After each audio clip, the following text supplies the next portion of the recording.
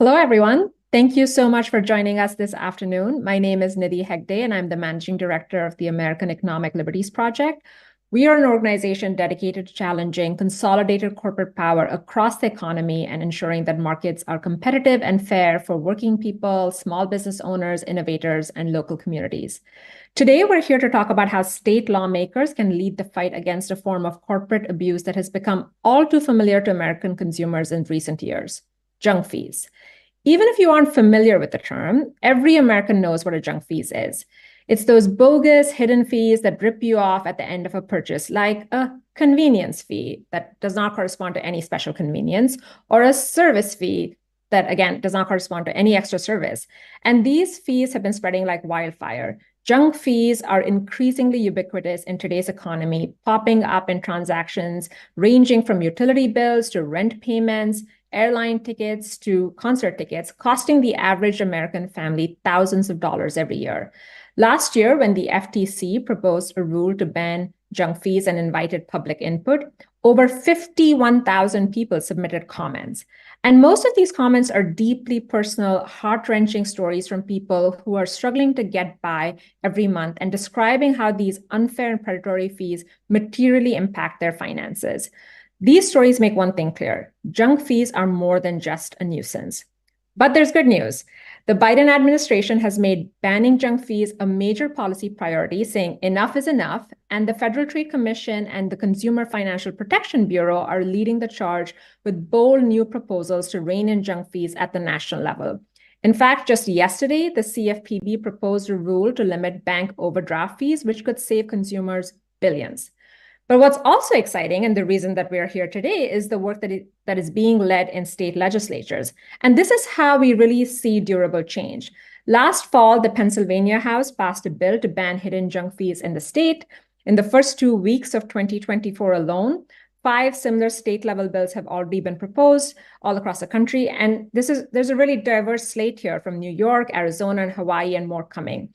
So today we're here to just channel that momentum into a broader states-led movement. Our Director of State and Local Policy, Pat Garofalo, will officially launch our new campaign to support states across the country to introduce and pass bills to end junk fees in 2024. And he's going to be joined by 2 champions who are at the forefront of this fight: Pennsylvania State Rep Nick Pisciottano, the sponsor of the Pennsylvania bill, and Arizona State Rep Annalise Ortiz, the sponsor of Arizona's bill, as well as Advocate Ben Shield from Opportunity, Arizona. We'll close out with remarks from John Donnenberg, the Deputy Director of National Economic Council at the White House. So we really have a packed and interesting program for you. So if you hate junk fees, you've come to the right place. So with that said, I'm going to hand it over to Pat. Pat? Thank you so much, Nidhi. As Nidhi said, I'm Pat Garofalo.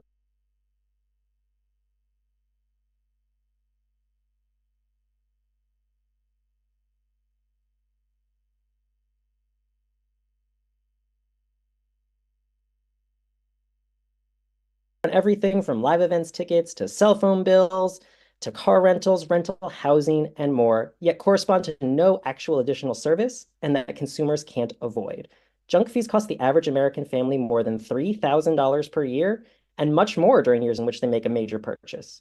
In our view, this is an anti-competitive business tactic, allowing corporations to hide the true price of their product in order to gain an unfair advantage in the marketplace.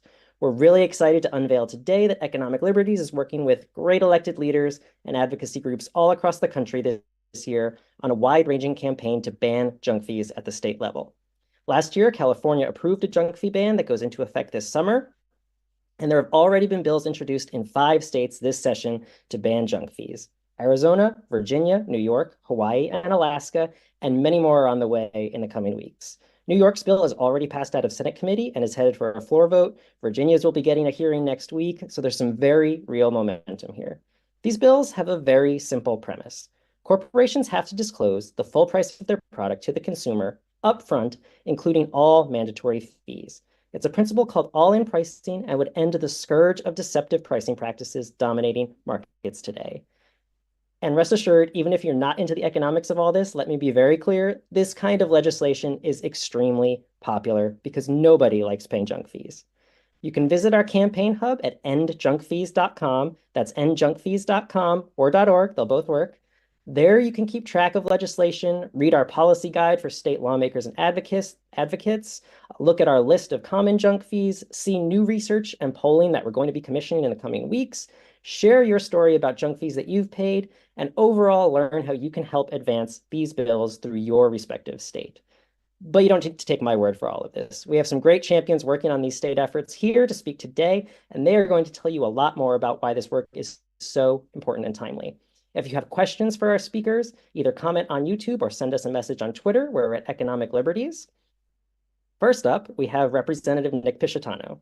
Nick Pisciottano has served the 38th District in the Pennsylvania House since 2021.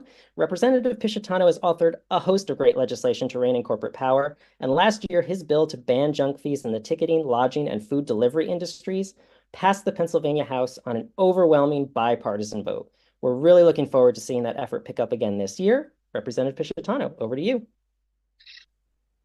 Well, thank you, Pat, and thanks to everyone at the American Economic Liberties Project for hosting today's chat and all the support that they do for folks like me across the country and the various state legislatures. It's invaluable, the perspective that you guys provide and the central repository for good ideas that we can tap into. So I appreciate you taking the time to include me in today's discussion. So I'm Nick Pisciottano. I'm a state representative in Pennsylvania in our House of Representatives. And in the last couple of years, I've really been focused on the policy arguments around a fair economy. And there's not one solution that really goes to the heart of the political economy in this country and how we can reshape that. But one of the big aspects that we want to focus on is the predatory junk fee industry and how that has pervaded a lot of the different things that we've purchase and pay for on a regular basis, to the point where we just accept it as the cost of doing business. But it doesn't have to be that way. And so in this legislative session, I brought forward legislation that would tackle the junk fee problem head on. And it was we wrote the bill, we tailored it a little bit for Pennsylvania's unique statute law and case law history. And we had a series of hearings and discussions with stakeholders in the Consumer Protection Committee of the House to really flush out this idea of how we can go after the baddest actors when it comes to junk fees, and how under state law we were able to tackle those issues. So as Pat mentioned, I was proud to have that bill passed by the Pennsylvania House last year. Overwhelming bipartisan support. I think it got upwards of 180 votes out of 203. And, we really drove the discussion forward. To become law, it would still have to go through the state Senate. And I'm working with some colleagues on that side of the building to try and get this enacted into law. And basically what my bill does, like some of the other legislation that AELP is working on, is forces disclosure of junk fees. So, under state law in federal jurisdiction, it can be a little bit difficult to outright ban some of these things because of the interstate commerce rules and things like that. So what my bill did in the state legislature was to basically force the disclosure under our unfair trade practices statute, force the disclosure of junk fees on the front end. So if you went in to buy a ticket to a local sporting event, whatever the price they showed you on the little map where you're picking your tickets, that had to include the price of the fees. And so sunshine is the best disinfectant. Our idea was that basically if you force these fees to be disclosed on the front end, you really disincentivize the use of fees at all. Because at that point, the prices that people are seeing on websites and such are inflated and not competitive with some of the other purchasing options. And so by forcing those fees to be pushed to the front end, we hope that would make the fees just go away, because there's no longer an incentive to raise that price at the last minute, because you can't do that under the law. And we had a very productive public hearing on the bill, where we decided to limit the scope of the bill to very specific industries that are the worst actors in this space. So lodging, ticketing, food delivery, stuff like that. And so at the end of the day, the reason why my legislation was so widely supported on both sides of the aisle was because we were able to narrow the scope to the pieces of this problem that most people understand, and that they're they are comfortable with saying, we don't think that's right. And so it was, as Pat mentioned, these concepts are broadly popular. People hate paying junk fees on tickets and hotels and Airbnbs and stuff like that. And so we were able to get a very big bipartisan coalition in support of this idea because people understand and recognize that it's a big problem that we need to tackle. So optimistic that we can keep the legislation moving in the state Senate in the new year here in 2024 and keep up the fight to make sure that our economy works a little bit better for everyone. Thank you so much. So we have a couple questions for you, Representative. First up, and you touched on this a little bit, but what's needed to get your bill over the finish line this year? Yeah, so for anybody who's not familiar with the intricacies of Pennsylvania state politics, in the Pennsylvania House, we have a one-seat majority. Democrats have a one-seat majority, but the Pennsylvania Senate is controlled by Republicans and has been since 1992. So that's why the bipartisan pieces that I was talking about are so important. That's why having an overwhelming level of bipartisan support on the House side is important, because we have to work with our Republican colleagues in the Senate to move the idea forward. Again, I'm optimistic. I think I have somebody over there that is willing to sponsor the bill, a Republican, and move that forward, have that discussion. I'm willing to work with them on changes to the language or whatever we need to do to kind of make this work.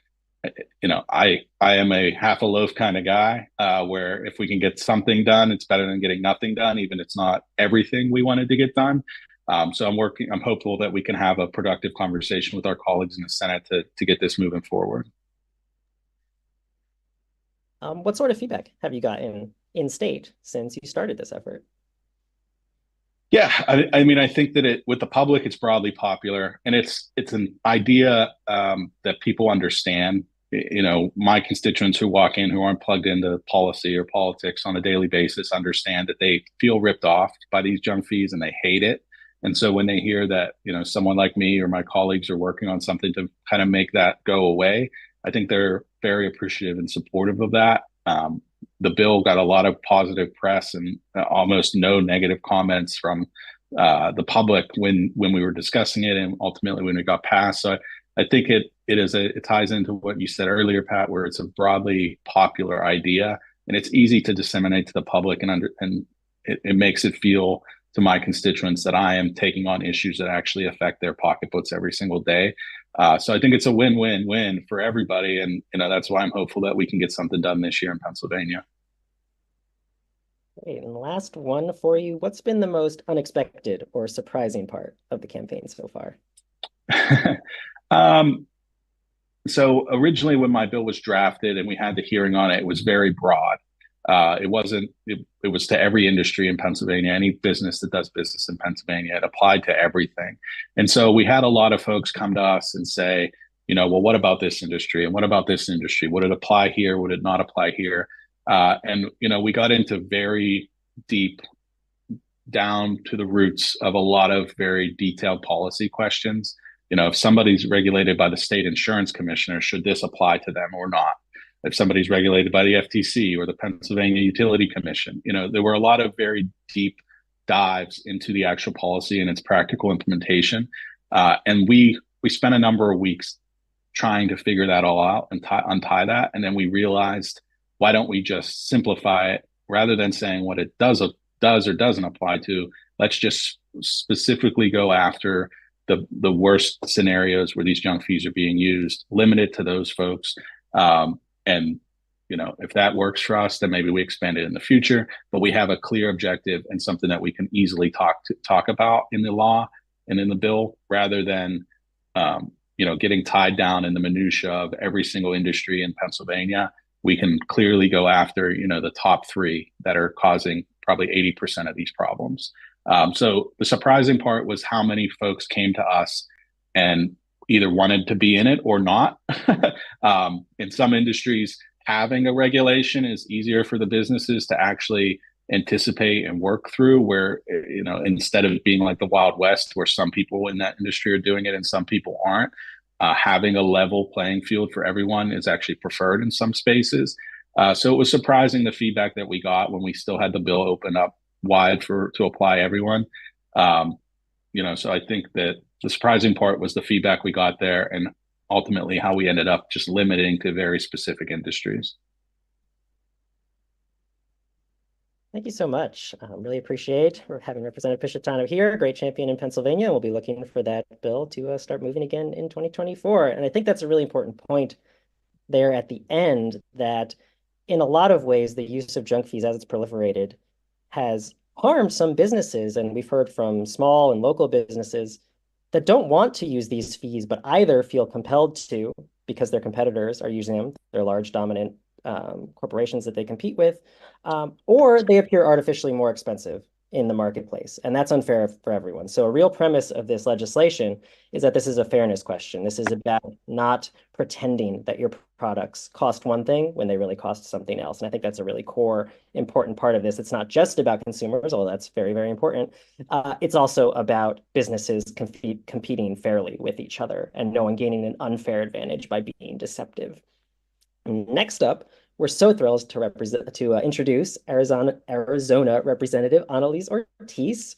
Representative Ortiz has served the 24th District in the Arizona House since January 2023. She's a great champion for economic justice and opportunity, and this year introduced bipartisan legislation to ban junk fees in the great state of Arizona. We're so excited for her to be here today. Representative Ortiz, take it away. Thank you, Pat, and thank you everybody who is tuning in today and joining us. It was so informative to learn from Representative Pisciottano.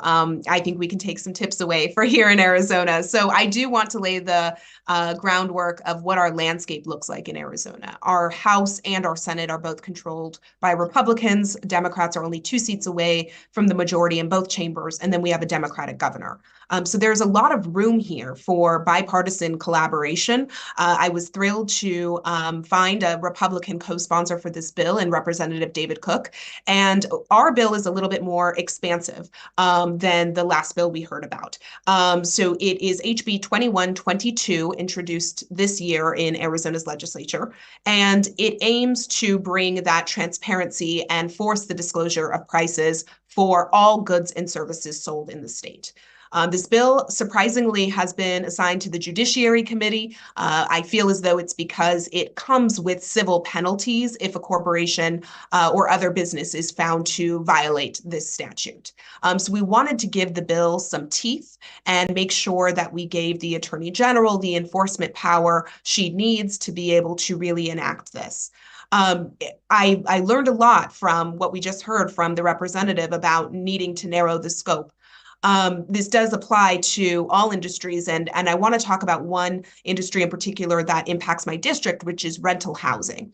So we wanted this bill to be expansive so that it would include corporate landlords who are exploiting our communities and the fact that we have a severe housing shortage here in Arizona by not being transparent at all with rent prices.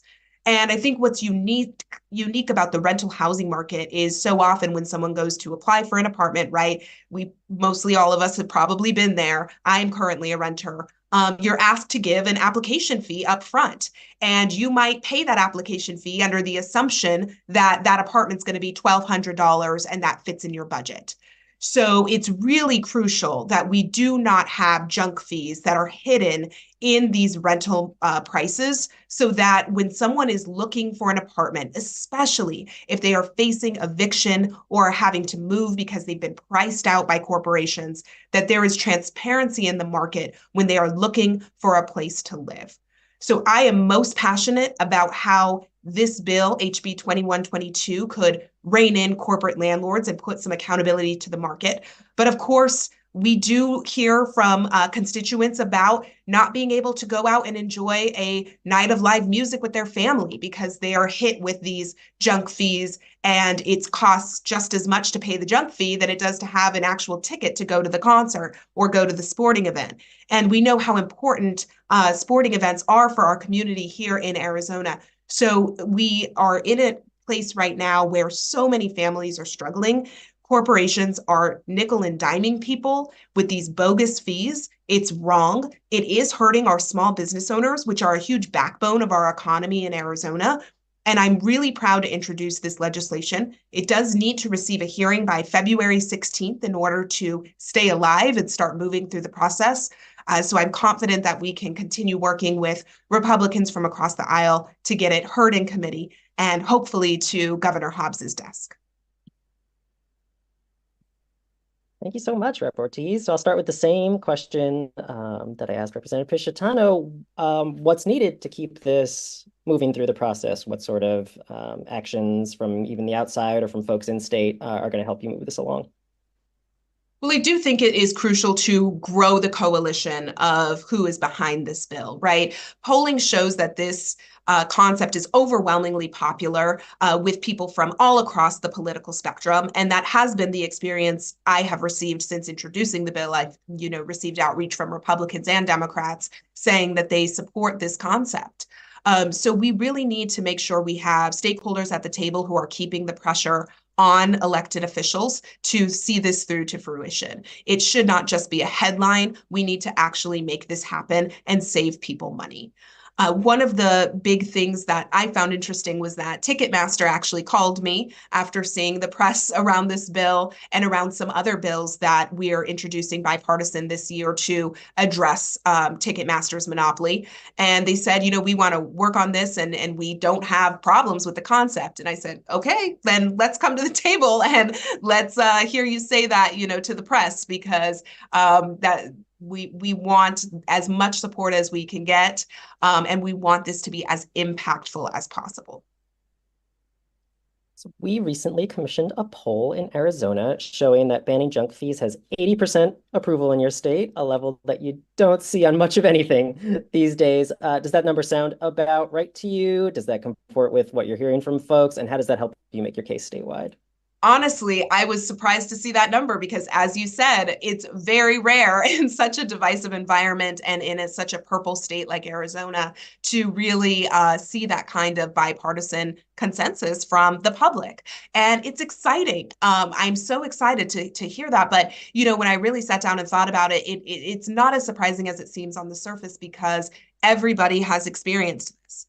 Everybody has gone to check out for a live event or for an Airbnb or a hotel, and you're slapped with this processing fee that can sometimes be more than $100. And at a time like this, every dollar counts for Arizona families. I think this is a concept people can really wrap their heads around and have been personally impacted by. And I think there's wide bipartisan support for standing up to corporations. And that's what we're trying to do with this bill. I think your point about rental housing was really important. That's one of the areas we hear the most about this particular phenomenon. And during our research for this event, our researcher found buildings charging things like January fee or recurring fees on your rent that go to literally nothing, right? You don't get any more house, you don't get any more service, you don't get to stay longer because of making these payments every month. So could you talk a little bit more about how this fits into your wider efforts around economic justice in housing in particular, but then also just generally? Absolutely. In a state like Arizona, we're in a severe housing shortage. And what happens in that case is that renters don't have as many options. And that puts the power in the hands of these landlords who know they can get away with putting bogus fees on people's bills. And we also do not have a state agency that is tasked with enforcing our Landlord Tenant Act, which already is a pretty weak act on its face. And so this bill, in giving the Attorney General investigative authority to go after bad actors, that's huge for renters in Arizona. They can have somewhere where they can report suspicious charges on their bills and to have an advocate in their corner fighting back against corporate landlords. So this is huge. And I just briefly want to touch on another bill I'm introducing that will allow tenants to opt out of certain non-essential fees that are on their bill, like trash valet fees and smart technology fees that a tenant doesn't necessarily need, but they're being forced to pay in many circumstances. So this is a huge issue for renters, tenants, and just Arizonans across the board who deserve that transparency, and they deserve to have a mechanism to stand up against corporations. Thank you so much for being here today. Any last words before we let you get back to doing your good work? just thank you for the opportunity and for the help. And I'm looking forward to causing more good trouble here in the state of Arizona. Thank you so much to Representative Ortiz. Arizona is very lucky to have her out there working on this one. As both our speakers said, it's really important to understand how these fees impact families on the ground. To help with that, we're going to hear next from Ben Scheel. He's the Executive Director of Opportunity Arizona, an organization dedicated to advancing economic policies that hold corporations accountable, ensure affordable housing, and promote free and fair elections across the state. He's been on the ground taking on those challenges in Arizona, is going to speak for a couple of minutes about how banning junk fees fits in. Ben, we're coming over to you. Thank you, Pat. And thank you to the American Economic Liberties Project for hosting Opportunity Arizona and myself today, and also to our state legislators who very well articulated the impacts and the consequences and how we're going to throw these junk fees in the trash can. Arizona has been one of the states hit hardest by the rising cost of living of the last few years. It's been rising at over 10% a year for multiple years. So folks are really feeling the impacts of these junk fees and just generally how expensive it has become to live here in this state. I think it's important for everybody to understand that they're not just concert tickets, as we have learned over time. I think concert tickets were some of the first to introduce junk fees like this, but they continue to be added to new and different types of fees. And it's no wonder when everything has become so expensive that massive corporations are now trying to hide the cost, the true cost of things, so that they can continue to post record profits and really take our money away that we have earned through our hard work. They're being added to essential items like phone bills, internet, auto sales, even utilities, and as Representative Ortiz talked about, housing now. With rents continuing to rise more than many of us can afford in Arizona, it's not surprising that junk fees are being added by corporate landlords to hide those increases from renters at the onset, until they've already been locked into long-term leases and find themselves now, already at potentially 40% of their income or rent burdened significantly, to now having to chip away more of what they budgeted or from what they budgeted other things to their housing. And that's unacceptable. Prohibiting these junk fees will save Arizonans many millions a year. But not only will it save these hardworking folks their own money, but it will help level the playing field for small businesses who don't have the same means as large corporations to hide the true cost of their products. These small businesses often can't operate on their own platforms digitally that will auto post those junk fees at the end of sale. They are beholden to other platforms that are created by large companies that, in fact, sometimes will put those junk fees at the end of sale, but that doesn't even go to that small business.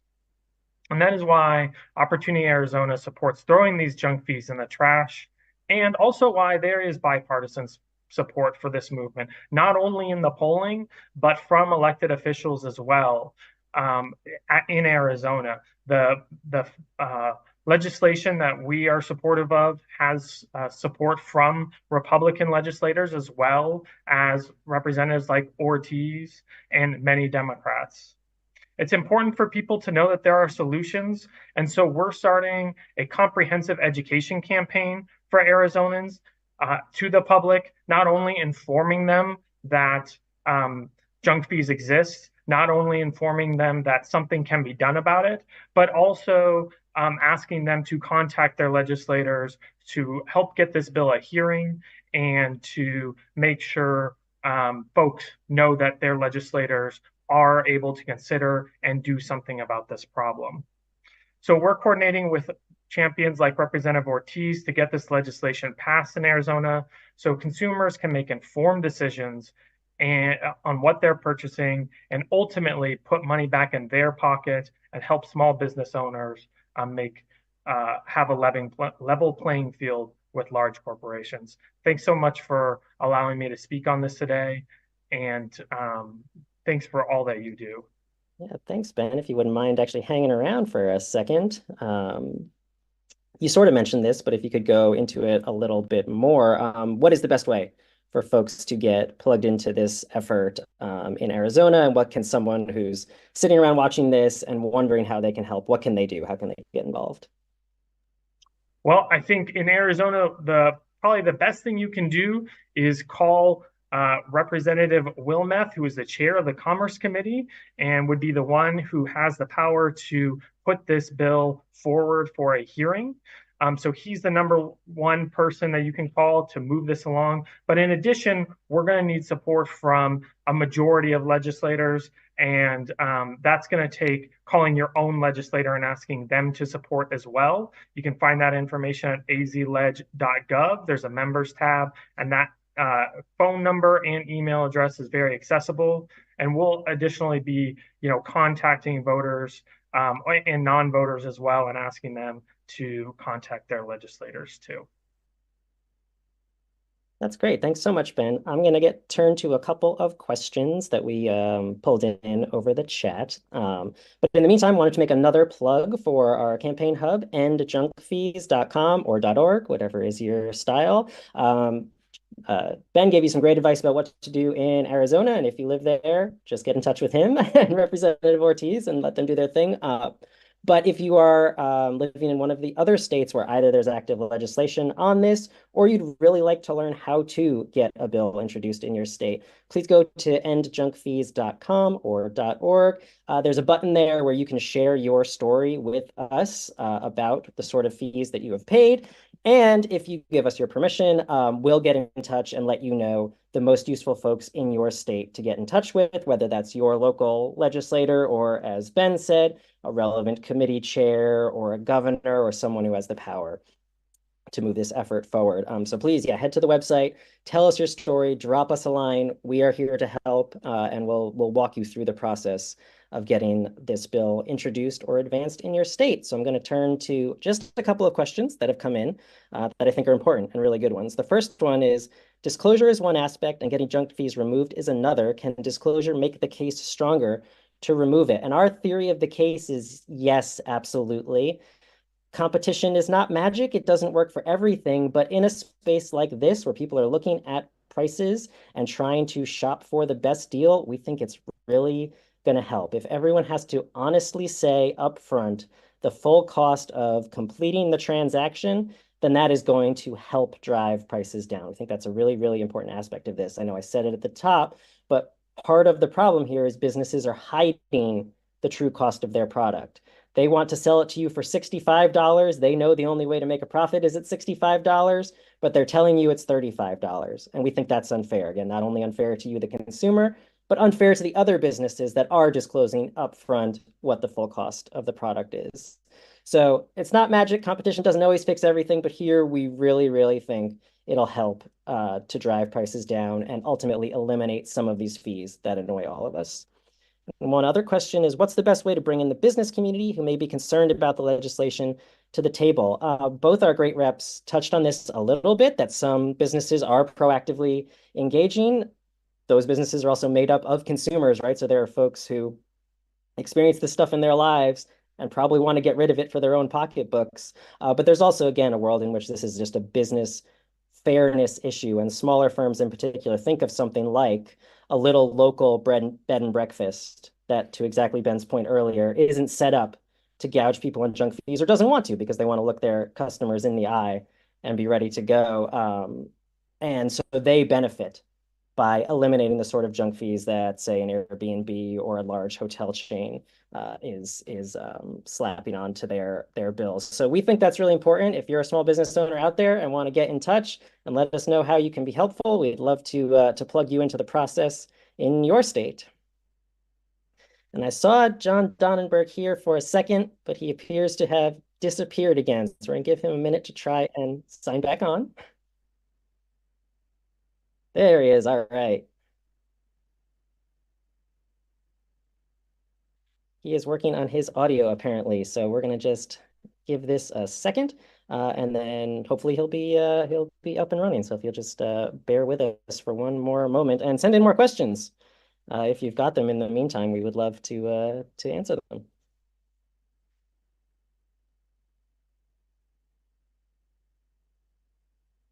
All right, I see John now.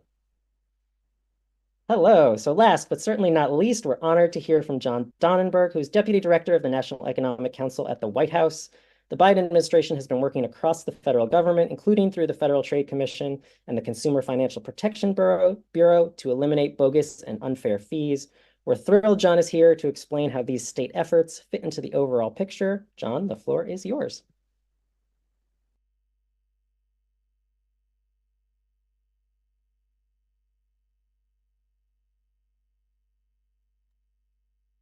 I think we are still working on John's audio. Sorry, stand by everyone. The limits of technology.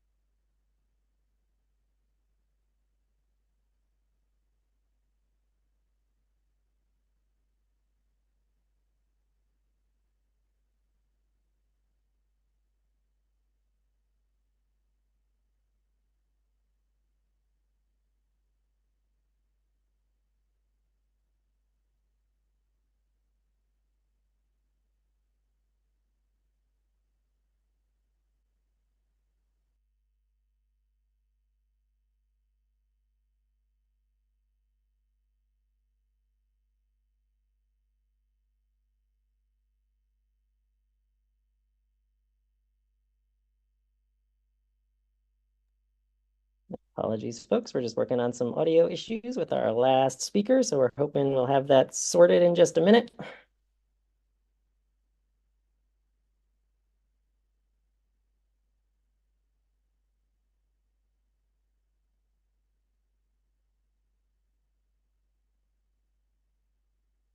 In the meantime, we do have another question coming in. Excellent. Are there industries that states can ban junk fees? What's the difference between what the FTC and the CFPB are doing? That's actually a great question.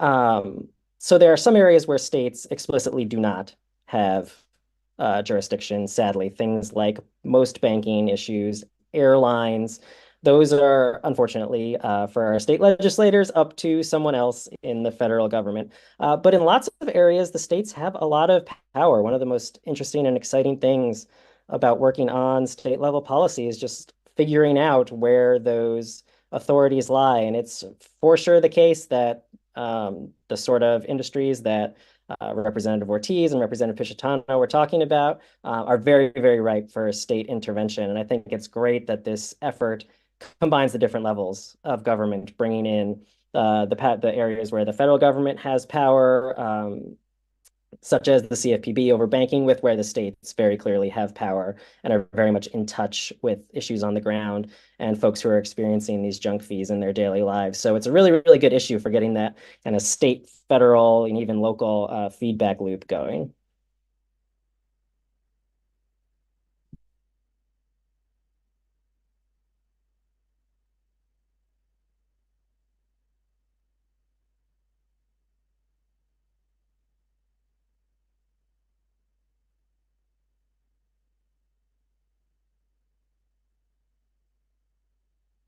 We are hoping to get John Donenberg dialed in on a line any second now. Apologies once again for the delay here on the audio.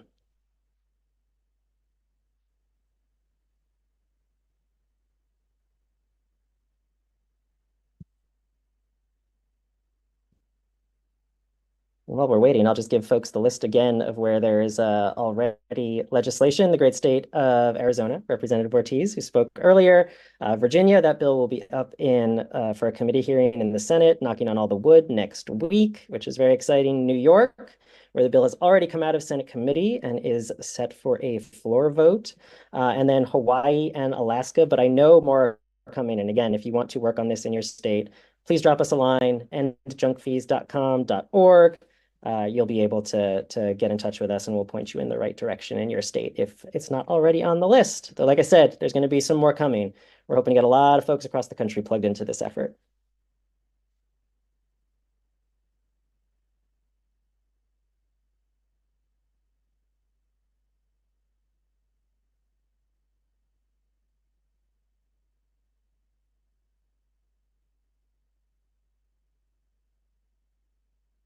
Another question came in. Can you elaborate on more everyday expenses affected by junk fees beyond airlines, hotels, etc.? Maybe utilities, cable, and phone bills. Yeah, those are great, actually. Those last bunch are really important. We've definitely seen them on things like utility bills, cable, phone bills, rent is a huge one. Storage units is one that our researcher found is an industry where there are a ton of junk fees. But please, if you're seeing them, again, go on to the website and junkfees.com.org and drop us a line. If you're seeing fees in an industry that you think we need to know about and that isn't on our list, we have a pretty good list on the website, but we can always add more. So if there's something that you're seeing, please drop us a line on the website and let us know. Someone will reach out and get in touch about telling your story and putting you in touch with the folks in your state who can do something about it.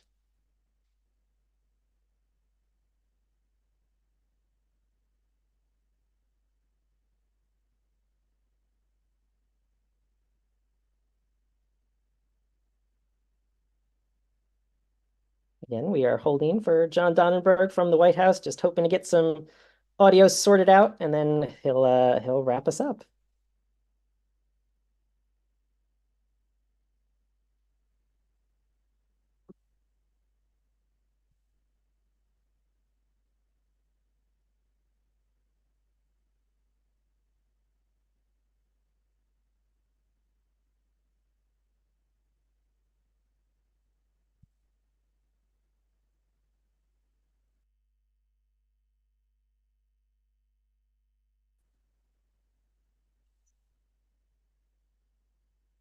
Can folks hear me now?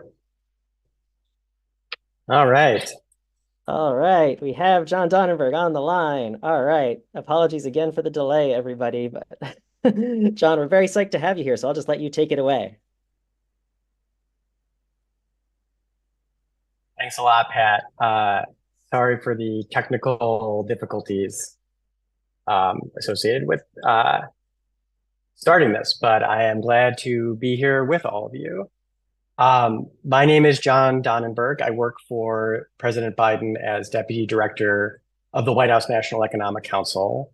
I want to thank the American Economic Liberties Project for organizing this forum to discuss tackling hidden junk fees and for inviting me to speak virtually to all of you today.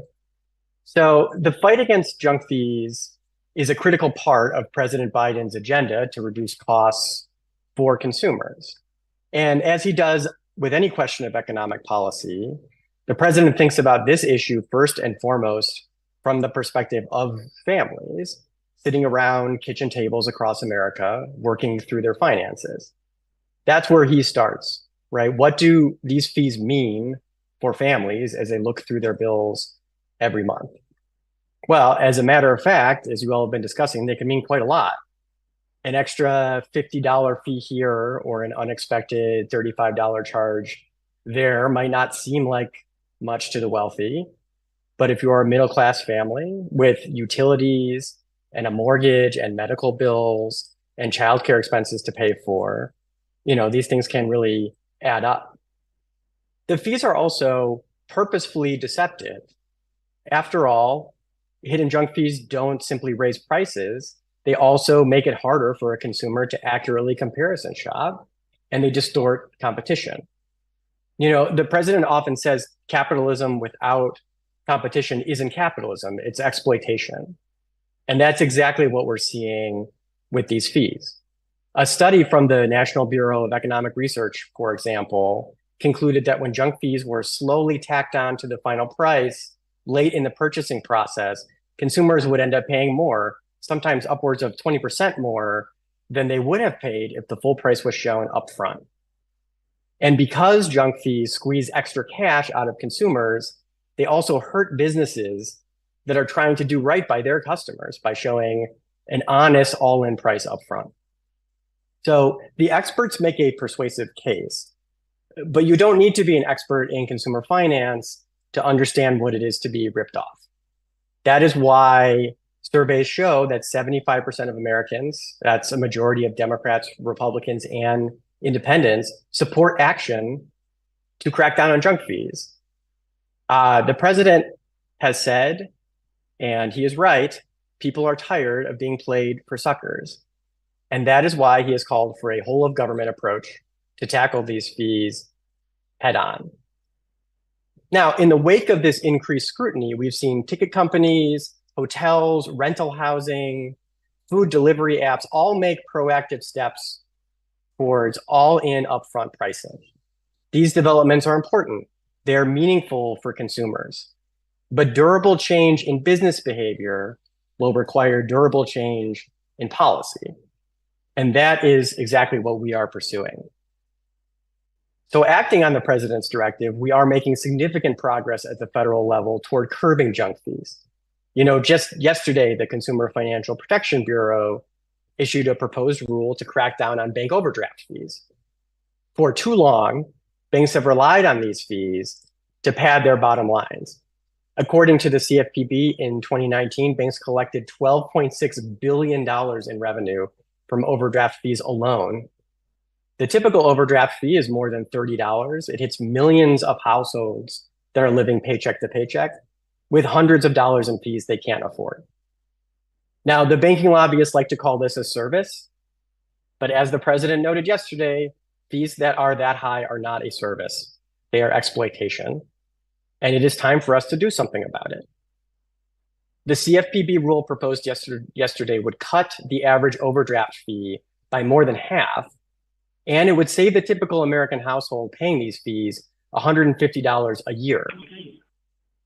All in, right, this would mean at least $3.5 billion in reduced fees charged to consumers every year. And that comes on top of the $5.5 billion in annual savings that Americans are already seeing thanks to heightened supervision by CFPB of bank junk fee practices under this administration.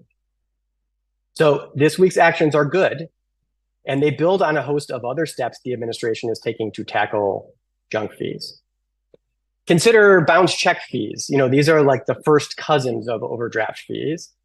Costs to banks from the occasional bounce check, they're negligible from the perspective of the bank. But when President Biden took office, many banks were hitting vulnerable consumers with excessive charges, trying to turn these folks' hardships into a profit center. Now, because of agency actions at CFPB, they report that we have seen an 86% reduction in bounce check fees in the last 2 years. That is a near elimination, and it is saving consumers nearly $2 billion a year. Also, last year, CFPB announced new guidance that prohibits banks with more than $10 billion in assets from imposing fees for providing basic services like checking your balance on a loan or getting records on your own account. So some banks were charging as much as $20 or $30 for the privilege of checking in on the current status of your own money. I mean, talk about a ripoff, right? And it is not just financial services. Anyone who has flown on an airplane recently knows what it is like to be buried in an avalanche of tacked on fees. The president and the Department of Transportation have called out airlines for this nickel and diming of people through things like charging parents for the right to sit next to their kids on a flight. Today, 4 major airlines are offering that service for free as a result of that pressure. And the Department of Transportation is working to issue rules that will finally make family seating free and mandatory for all airlines. And there is more work in this sector going on to make airlines behave transparently and honestly when it comes both to selling tickets and reimbursing passengers when things go wrong. The administration is also holding internet, cable, and satellite providers to a higher standard. You know, according to Consumer Reports, junk fees tacked onto the back of your cable and satellite bill can increase your costs by nearly 25%. The FCC has created one standard label now for internet services. This is similar to the nutrition label that you already find on food products. The label shows all the key information consumers need to know about the full cost and quality of their internet service upfront. They have also proposed rules to require all-in pricing and to end excessive early termination fees for cable and satellite providers. Finally, last fall, the Federal Trade Commission proposed a new rule that would require businesses across the economy to provide consumers with all-in prices right up front, including any mandatory surprise fees. Businesses will also need to disclose what those fees are actually for and whether they are refundable. This FTC rule is the definition of common sense, and it would apply across a broad swath of industries, including event tickets, hotels and lodging, apartment rentals, car rentals, and more. So the president is taking action, but it is not just the president who's engaged in this fight. We have seen bipartisan bills introduced in Congress to address ticketing and hotel resort fees, and we've seen action and proposals across the country. We are very excited about the work that all of you are doing at the state level. It is really great to be joined today by people like our two state representatives, Representative Pisciottano out of Pennsylvania, Representative Ortiz out of Arizona, who are leading the charge on junk fee legislation in their states this year. And it is great to be with so many other state leaders as well that are on the front lines of these fights in their communities. Now, since the president started talking about this issue, we have seen an explosion in efforts to respond. Over 40 junk fee bills introduced across the country and at least 9 bills signed into law by governors. From California to Tennessee to Massachusetts, we are seeing state after state after state step up to protect consumers, promote competition, and take on these pervasive and frustrating fees. Federal and state efforts in this area can and should complement each other. As we aim to set clear federal standards, state legislative efforts can also expand key consumer protections quickly and efficiently so that consumers can see the benefits right away, and so that state law enforcement officials have the authorities they need to identify where companies are saddling consumers with junk fees and hold them accountable. So thank you. Thank you for your ongoing commitment to protecting consumers and for your commitment to ending these abusive practices. We are looking forward to continuing to work with all of you as we strive to deliver on the president's call to action to shut down junk fees. Thanks. Thank you so much to John, to Representative Pisciottano, to Representative Ortiz, and to Ben Scheel. But most of all, thanks to all of you for listening today. Again, please go to endjunkfees.com to join our campaign to ban junk fees at the state level, and we will see you next time. Thank you.